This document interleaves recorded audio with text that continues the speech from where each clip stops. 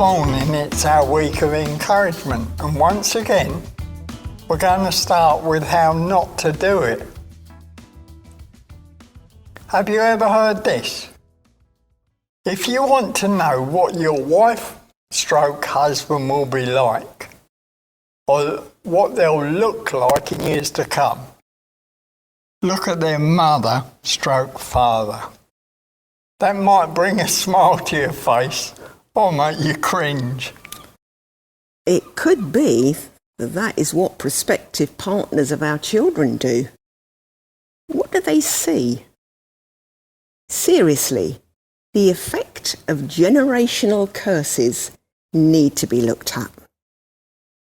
What about what we say to our children? Do we repeat what our parents said? Or do we have to break that spiral, if there is one that needs to be broken? Here are a few examples. Well, that's the way I was taught, and I turned out fine. Stop being such a baby. Stop crying right now. You did great in that exam. Why can't you do it all the time? You'll never be any different. You're just like your father or mother. No, not mother for me. I wish you were more like. Talking to you is like talking to a brick wall. You're not going anywhere till you've tidied your room. Saying sorry won't make it go away. Oops. Shouldn't say that. We could go on. We could go on and on, but we won't.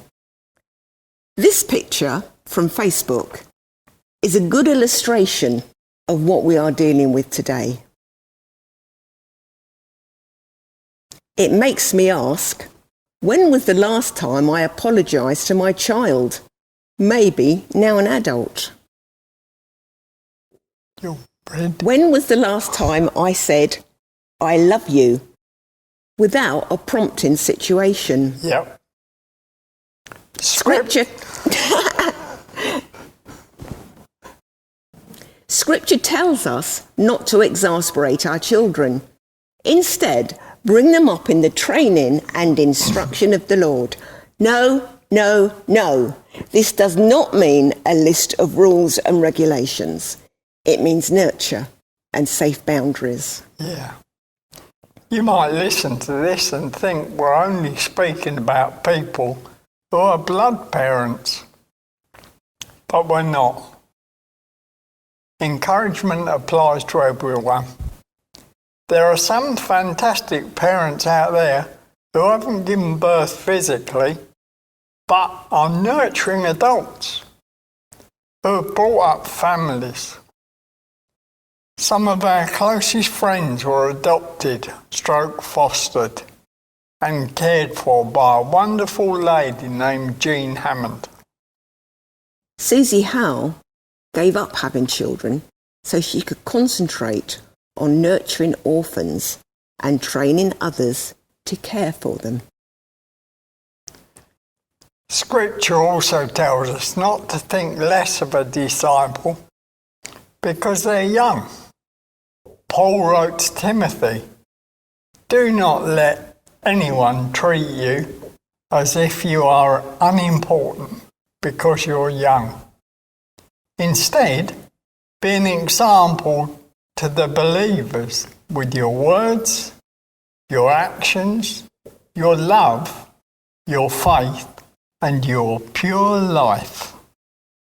That's in 1 Timothy 4, verse 12. I was very pleased to read that Joshua Ruddle is coming to Queen's Road to work, to learn, and to practice.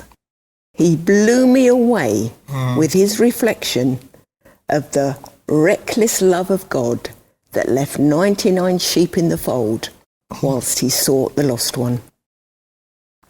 I can remember, as a parent, listening to my small children, or not so small, as they confided in me or confessed to me, and I would put myself in their place and imagine what I would have needed from my parent and try to do that. We're going to finish with the words of Laurie Desher. Be the person who breaks the chain. If you were judged, choose understanding.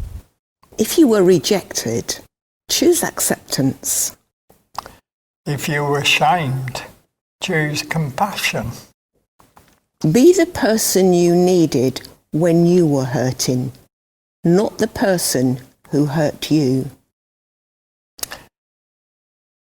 Vow to be better than what broke you, to heal instead of becoming bitter, so you can act from your heart, not your pain.